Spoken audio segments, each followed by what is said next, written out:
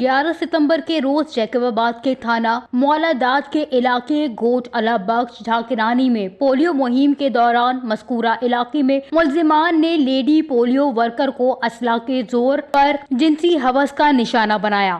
واقعے کے بعد انتظامیہ کے متحرک ہونے کے بعد متاثرہ خاتون کو جیمز اسپتال منتقل کیا گیا، جہاں پہ لیڈی ڈاکٹر نے متاثرہ خاتون کے سیمپل لیے اور زیادتی کا شبہ ظاہر کیا۔ متاثرہ خاتون کو سیف ہاؤس منتقل کر دیا گیا۔ پہلے روز پولیو ورکر نے زیادتی کے واقعے کو مسترد کرتے ہوئے موقف اختیار کیا کہ پولیو مہم کے دوران ملزم نے ڈکیتی کر کے موبائل فون چھین لیے، جس کا مقدمہ تھانہ مولادات میں درج کر کے پولیو ورکر سے ڈکیتی کی کوشش کے دفعات شامل کیے گئے۔ دوسرے روز متاثرہ خاتون کو ڈسٹرکٹ اینڈ سیشن جج کی عدالت میں پیش کر دیا گیا، جس کے بعد متاثرہ خاتون نے اپنے پہلے موقف کی تردید کرتے ہوئے کہا کہ اسے بیان کی تبدیلی کا دباؤ ڈالا گیا۔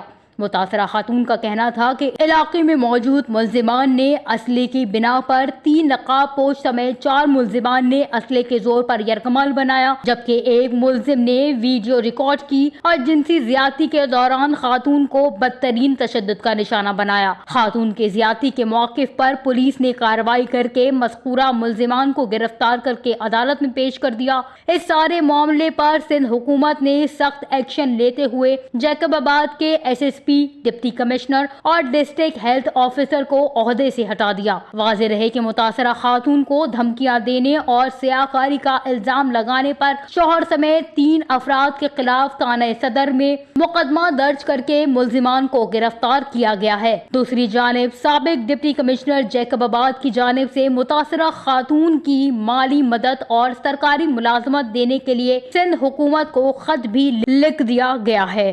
وش نیوز، جیکب آباد، سندھ۔